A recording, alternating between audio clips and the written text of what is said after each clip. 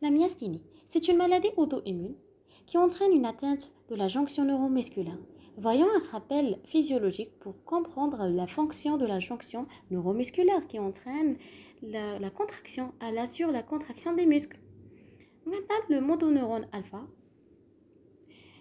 il transmet un message électrique. Lorsque le potentiel d'action arrive à la terminaison nerveuse, là, il y aura la libération du neurotransmetteur dans la fente synaptique. Il y aura la libération de l'acétylcholine. C'est un neurotransmetteur qui va se fixer la membrane postsynaptique. Il va se fixer les récepteurs muscariniques. C'est des récepteurs à l'acétylcholine. Il se fixe et entraîne la dépolarisation postsynaptique.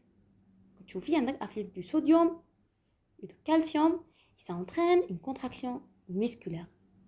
Lors de la myasthénie, c'est une maladie auto-immune. C'est une maladie auto-immune. Là, il y a un anticorps, un auto-anticorps qui va se fixer sur les récepteurs à l'acétylcholine. L'acétylcholine, ما غاديش يدير خدمته. Ça y est, ما ينجمش يلصق في الريسبتور تاعه. En conséquence, يكون عندنا un blocage postsynaptique.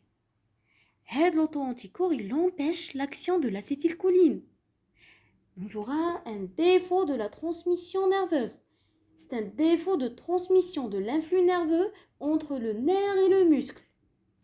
Les auto-anticorps antirécepteurs de l'acétylcholine sont pathogènes et entraînent une diminution du taux des récepteurs fonctionnels selon plusieurs mécanismes, soit par lyse de la membrane postsynaptique, par augmentation de la vitesse de dégradation des récepteurs, par endocytose et blocage direct du site de liaison de l'acétylcholine. En 2001, c'était l'identification du récepteur de la tyrosine kinase spécifique.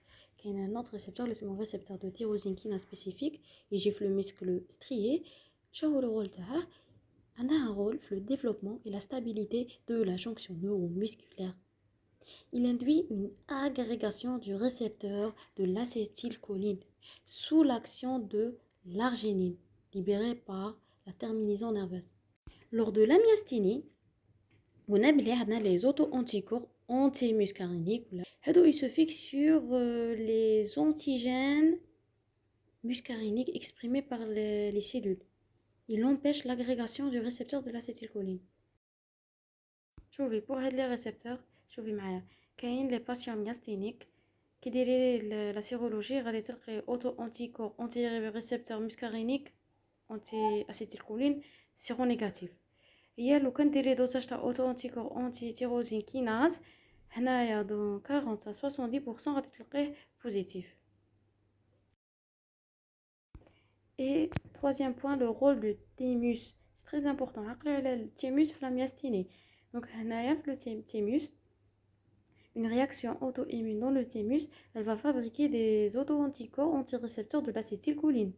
Donc le patient, la plupart soit il présente une hyperplasie thymique ou la thymome. Pour confirmer le rôle du thymus في la myasthénie, je vous ai les patients ont des anomalies du thymus, morphologie anormale, fonctionnellement il est anormal. Ainsi la bénéfice du thymictomie qui يقولوا لهم التيموس ça y est la symptomatologie تاعهم تتسقم, ce qui confirme le rôle prédominant du thymus dans la myasthénie. Donc une pathologie thymique, elle touche environ 80% des patients myasthéniques. Le thymus serait source de lymphocytes T helper qui stimule la production des anticorps par les lymphocytes B. On peut dire que c'est une réaction à médiation immorale. Les lymphocytes B le thymus, ils sécrètent les auto-anticorps. Alors la physiopathie 3 points libération insuffisante d'acétylcholine, diminution de la sensibilité de la membrane postsynaptique à l'acétylcholine, excès de cholinestérase qui hydrolyse l'acétylcholine. Épidémiologie, l'âge au diagnostic avec les 21 et 31 avec prédominance féminine, 3 femmes pour 2 hommes. Après 60 ans, il y a une prédominance masculine. Ça y est, donc des références avec les jeunes, prédominance féminine. وكي كبروا فوق 60 عام prédominance masculine. Le motif de consultation, le patient علاش يجيك في consultation؟ شوفي غادي يكون عندك بروبليم في لي muscles puisque كاين un bloc post synaptique. Le patient surtout في fin journée ou après un effort ils sont une fatigue, donc sensation de fatigue surtout en fin de journée après l'effort ou l'amélioration au repos واللي مليح بصح en fin de journée après l'effort يحس fatigue, un déficit moteur, fluctuation des symptômes, chute de la paupière, un ptosis par atteinte à le muscle relevé de la paupière, vision double, diplopie, une gêne respiratoire, dyspnée, difficulté à parler et voix nasonnée, par atteinte des muscles innervés par la région bulbaire, et difficulté à mâcher et avaler les aliments, dysphagie. Les signes cliniques. Premier signe, fatigabilité, c'est le phénomène myasthénique. C'est un déficit moteur variable dans le temps, puisqu'on a atteinte la jonction neuromusculaire. La musculature, il prédomine aux muscles oculaires et palpébraux, muscles d'innervation bulbaire, les muscles axiaux et les muscles des membres et les muscles respiratoires. Donc, on a un déficit moteur qui est variable dans le temps. Il apparaît ou il augmente à l'effort, qui est une patient il y a un effort, et en fin de journée. Il se corrige au repos. Peut se manifester dans les muscles directement mis en action au cours de l'effort ou la distance. La distance, le muscle mis en action.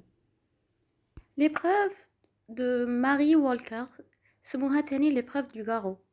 Le patient a un garrot sur le bras et tu lui demandes de faire un exercice la main. Puis, lorsque tu enlèves le garrot qui te il y aura l'aggravation de la faiblesse musculaire et du ptosis. L'examen clinique généralement est pauvre. Pour rechercher la fatigabilité, le patient les rédire des efforts répétés, accroupissement, ouverture-fermeture répétée des yeux, maintien prolongé du barré, 150 secondes, maintien prolongé magasiné. Donc c'est des tests qui testent la force musculaire. Le ptosis, il est unilatéral au début, il peut se bilatéraliser par la suite, il reste habituellement asymétrique, parfois à bascule, accentué par la fatigue, la lumière, la fixation d'un objet. Il est amélioré par le test au glaçon. On va voir les diagnostics différentiels du ptosis. On va voir le troisième signe clinique, diplopie. Le plus souvent, elle est intermittente, elle est augmentée par l'effort, la fatigue, la lumière, la fixation d'un objet. Elle est binoculaire, elle disparaît à la fermeture d'un œil. Ça y est, il est normal. Elle s'accompagne d'une paralysie oculomotrice, une ophtalmoplégie. Le réflexe photomoteur est présent. Absence d'atteinte de la motilité intrinsèque. On échauffe les diagnostics différentiels. Il faut distinguer l'atteinte du nerf 3. L'atteinte du nerf 3, elle se manifeste par un ptosis ou elle se manifeste par diplopie. C'est حاجة سهلة. كي يكون عندنا atteinte du nerf 3, le ptosis il est unilatéral, permanent. ماشي يروح ويجي, il est permanent. ويكون عندنا ميترياز, dilatation de la pupille. عقلي ليها غاية. غاديش لهادو صوالح ما غاديش نعاودو نشوفهم. Donc atteinte du nerf 3, mydriase, ptosis, il est permanent unilatéral, zip la diplopie. عندنا diplopie, atteinte du nerf 3, elle entraîne une diplopie. والديبلوبي كيش تكون دايره تاني تكون permanente, diplopie permanente, unilatérale, intéresse la motilité intrinsèque, extrinsèque, strabisme. C'est même chez qui m'a la diplopie في الميasthénie, diplopie في الميasthénie, le réflexe photomoteur il est présent. بس كي يكون عندنا atteinte du nerf 3, le réflexe photomoteur n'est pas présent, il est aboli. Pour le ptosis, c'est d'origine atteinte parasympathique. Le ptosis est unilatéral. Maintenant, seulement le ptosis, il est associé à un myosis et une ophtalmie. C'est le syndrome de Claude Bernard-Hornet. Maintenant, le ptosis par atteinte de la fibre musculaire. Le ptosis par atteinte de la fibre musculaire, on parle de myopathie, il est bilatéral, le ptosis il est bilatéral, symétrique, d'aggravation très progressive, il ne s'associe pas à une diplopie, pas de diplopie, l'atteinte de fibre musculaire. Quatrième signe, atteinte des muscles de la face et du cou. Une parésie des orbiculaires, des paupières. Donc, ça se manifeste par signe des cils de soupe, donc une occlusion incomplète, ou voire une occlusion totale palpébrale. Une parésie faciale, on parle de faciès atone, avec une amimie, un visage peu expressif. Atteinte de l'orbiculaire des lèvres, une tendance à garder les lèvres ouvertes, à baver, difficulté à siffler ou à prononcer certaines lettres. Une fatigabilité des muscles cervicaux, une chute de la tête en avant et douleurs cervicales liées à un phénomène de contracture. L'atteinte des muscles d'innervation bulbaire se manifeste par des signes respiratoires, dysphonie. La voix elle s'éteint progressivement, elle devient nasonnée puis inintelligible. tous les غير مفهومة même ما تسمعيهش يهضر غير بشوية. Deuxième signe, la dysphagie. C'est un rejet ou un rejet des liquides par le nez qui pouvant sérieusement entraver l'alimentation et troubles de la mastication, apparaissant au cours des repas, parfois chute de la mâchoire inférieure. La paralysie des muscles des membres et du tronc. Elle prédomine aux muscles des deux ceintures, scapulaire et pelvienne. Et lors de l'atteinte de la ceinture scapulaire, ça se manifeste par des difficultés de lever les bras. Et l'atteinte de la musculature pelvienne, une démarche pseudomyopathique. L'atteinte des muscles axiaux. On a des difficultés de passer de la position couchée à la position assise sans l'aide des deux mains. Il y a atteinte des muscles extenseurs du tronc. Ça se manifeste par une camptocormie, sinon des flexions progressives du tronc. La dyspnée, la détresse respiratoire, par atteinte des muscles respiratoires, une dyspnée à moindre effort avec tirage et parfois un stridor inspiratoire. Elle peut conduire à une décompensation ventilatoire rapide. C'est grave, hein? Donc, tout signe respiratoire doit conduire à une hospitalisation en urgence dans un service de réanimation.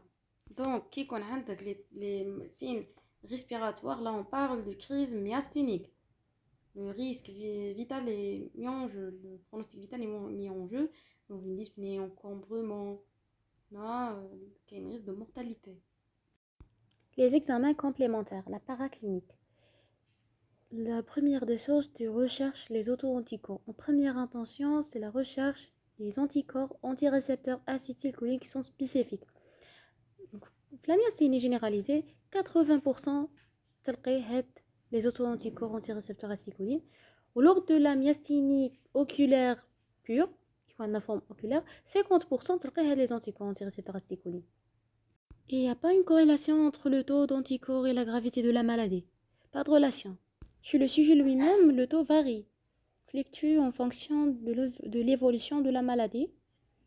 Et dans les timons malins, le taux d'anticorps antirécepteurs acétylcholine est élevé. Tu recherches le taux des anticorps antimuscariniques. 40% de l'REOM. Ils sont dirigés contre une protéine associée au récepteur de l'acétylcholine. Il existe des formes séronégatives. Elles peuvent être liées à d'autres types d'auto-anticorps. L'électroneurommyographie, le NMG, il montre une diminution de l'amplitude du potentiel évoqué musculaire, plus de 10% et en cause plus de 10% lors des stimulations répétées du nerf. Et on parle du décrément. Généralement, il apparaît pour des fréquences basses. Tu stimules des fréquences basses, le plus souvent à 3 Hz, et pour la quatrième stimulation. Le NMG, il peut être normal. Test à la prostigmine. Il faut le pratiquer en milieu hospitalier seulement, par crainte d'une crise cholinergique. L'administration de néostigmine, prostigmine, 1 à 2 ampoules par voie sous-cutanée, associée à 0,5 mg d'atropine pour éviter les effets secondaires intestinaux et une bradycardie, l'hypotension. Les résultats positifs يكون une régression ou disparition des signes neurologiques, disparition du ptosis en particulier. Franche et rapide. Le délai d'action de la néostigmine عندك moins 30 minutes. هاد les infos اللي نجيبهم من المارتينغال. Le délai d'action d'hydrophonium moins de 5 minutes. L'imagerie thoracique. Thoracique puisqu'il y a le thymus في التhorax. حنا بنشوفوا le thymus. Le scanner ou l'IRM thoracique qui explore la loge thymique à la recherche d'un thymon bénin ou malin ou d'un thymus hyperplasique résiduel. Les pathologies associées ou les facteurs étiologiques, nous verrons que martingale chez des martingale il y a 65% une hyperplasie thymique, un thymus macroscopiquement normal avec prolifération du follicule germinatif à centre clair, 15% thymome bénin ou malin, 15% infection thyroïdienne et 5% autres, les PPBL, P pour polyarthrite rhumatoïde, P pemphigus, B anémie de Biermer, L lupus érythémateux disséminé. Maintenant les étiologies, selon le cours d'Externat. Première étiologie, la myasthénie auto-immune, myasthenia gravis. C'est une maladie auto-immune due à des auto-anticorps spécifiques dirigés contre les récepteurs d'acétylcholine. C'est au niveau de la membrane postsynaptique. Ça touche la membrane postsynaptique. Garde ça dans ta tête, la myasthénie gravis touche la membrane postsynaptique. Elle touche surtout généralement les sujugènes à prédominance féminine. 2 femmes pour 1 homme. Deuxième syndrome, le syndrome de Lambert-Eaton. Le syndrome TANI, c'est une maladie auto-immune. Mais cette fois-ci, il y a une atteinte de la membrane présynaptique par des auto-anticorps anticanocalciques, voltage indépendant. En conséquence, la sécrétion de l'acétylcholine redescend. Maintenant, une insuffisance de la libération de l'acétylcholine. C'est un bloc présynaptique. C'est une pathologie à prédominance masculine. Touche les hommes plus de 40 ans, plus de 50 ans. La pathologie, ما غاديش يكون عندك seulement la myasthénie. غادي يكون عندك association à d'autres syndromes, à d'autres pathologies. عندك des formes cliniques. 70% ديك يكون عندك myasthénie plus un syndrome paranéoplasique. Soit un cancer intrathoracique, cancer du poumon, cancer bronchique à petites cellules ou là autre cancer. Rarement 10% قادر يكون عندك un cancer du rein ou là la vessie. 15% la myasthénie elle est associée à une maladie auto-immune. Autre maladie auto-immune comme maladie de Biermer, Sjögren, ou 15% elle peut être isolée. Cliniquement, le syndrome de Lambert-Eaton se manifeste par un déficit des membres inférieurs accompagné à une fatigabilité excessive. C'est bon, un déficit moteur des membres inférieurs. Et l'état du patient, il s'améliore à l'effort. Que dirait l'examen clinique, tu ne trouves pas d'amyotrophie.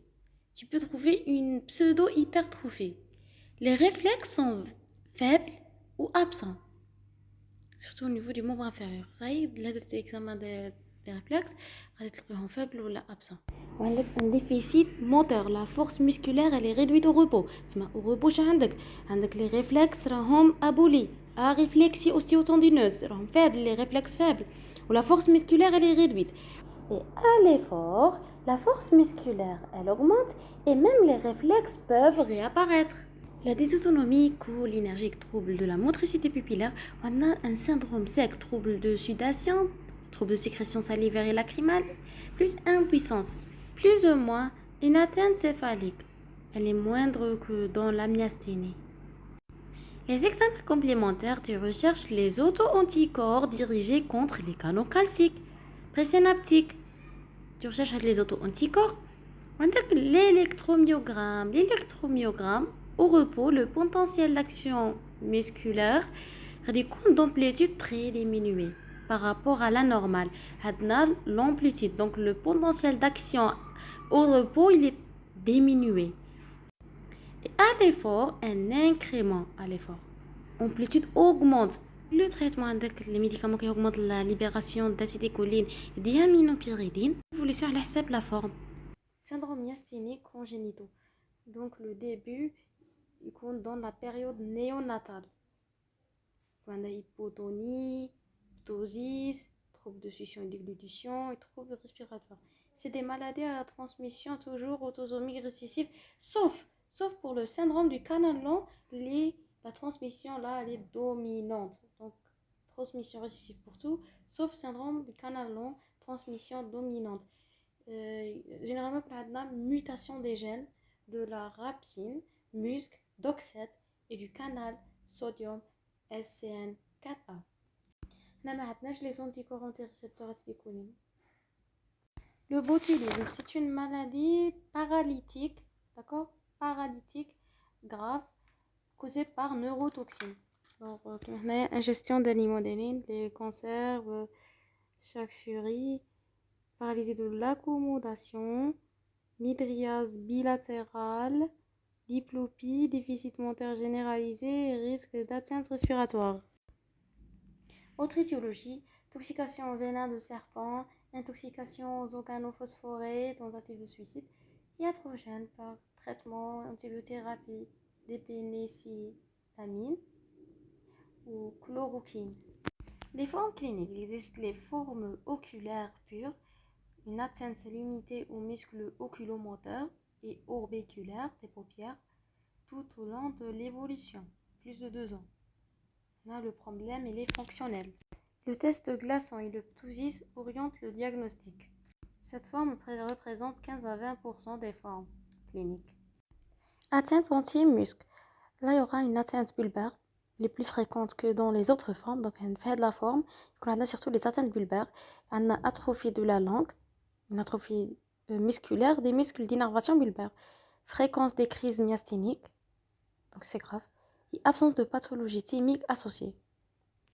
La myasthénie néonatale, elle est transitoire, touche 10 à 15% des enfants de mère myasthénique. Donc, avec une mère myasthénique, les auto-anticorps de la mère ils vont l'enfant. La durée, fois 2 à 3 semaines, avec hypotonie, troubles de succion et troubles respiratoires, traitement anticholestérasique. Et de l'évolution régresse spontanément. Le traitement. Le traitement symptomatique, on a un traitement de fond et traitement des poussées. Commençons le traitement symptomatique, repose en première intention avec les anticholinéstérasiques. Donc, avec anticholinéstérase, c'est un enzyme. L'enzyme, il hydrolyse l'acétylcholine. Donc, quand on met l'anticholinéstérase, il y aura l'augmentation de la disponibilité de l'acétylcholine. Il prolonge l'action de l'acétylcholine au niveau de la membrane postsynaptique par blocage réversible de l'acétylcholinéstérase. Les molécules disponibles sont pyridostigmine ou mestinon. La posologie initiale mettait le patient 2 à 3 comprimés par jour, puis elle est augmentée en fonction de la réponse clinique et de la tolérance jusqu'à 8 à 9 comprimés par jour, en prise fractionnée. La durée d'action de le médicament est brève, 4 à 5 heures. Les prises répétées et systématiques dans la journée. Ne pas attendre les signes myasthéniques. Effet secondaire, un surdosage en anticholinéstérasique, donc on a des crises cholinergiques. Crise cholinergique, on a hospitalisation en unité de soins intensifs ou là en réanimation. Donc les effets secondaires, un effet muscarinique, hypersécrétion bronchique, intestinale, salivaire, hypersécrétion salivaire, acide oral, diarrhée et effet nicotinique, des fasciculations, crampes musculaires et troubles de la conduction auriculo-ventriculaire. Ce maladie un ECG en pré-thérapeutique. Le patient, قبل ما تمدي له ميستينون هذا التريتمون ديري له un ECG avant le traitement parce que le traitement a comme effet secondaire un trouble de la conduction auriculo-ventriculaire.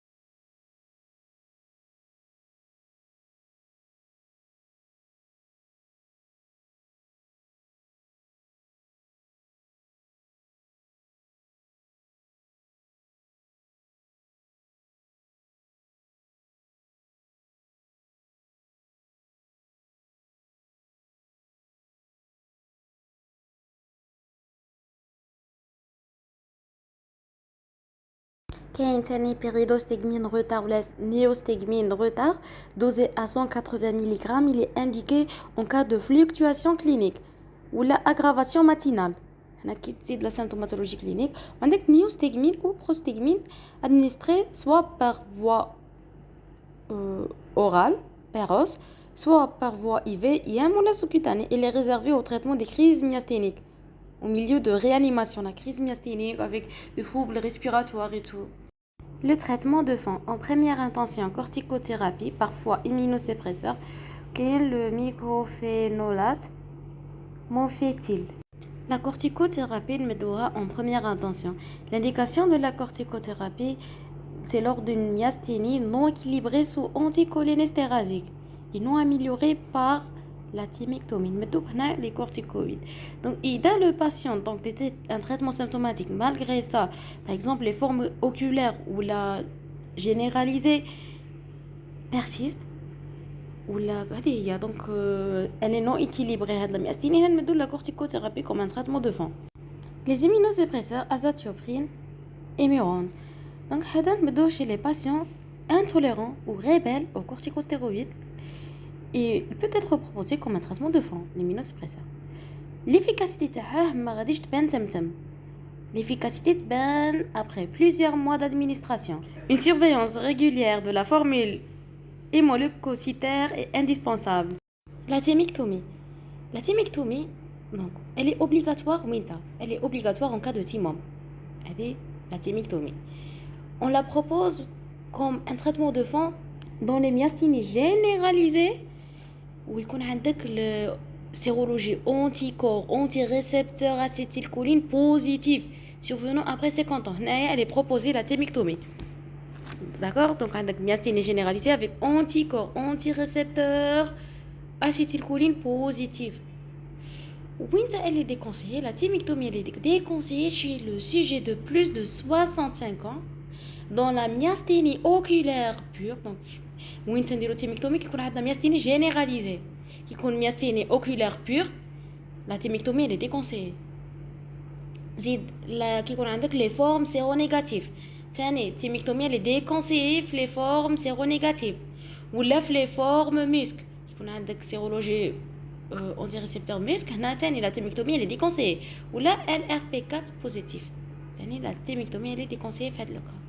Une surveillance radiologique est nécessaire à la recherche d'une récidive. Le traitement des poussées évolutives avec les immunoglobulines polyvalentes par voie injectable ou là les anticholinésterasiques injectables. Les corticoïdes ne sont pas utilisés dans le traitement des poussées. Une alternative échange plasmatique.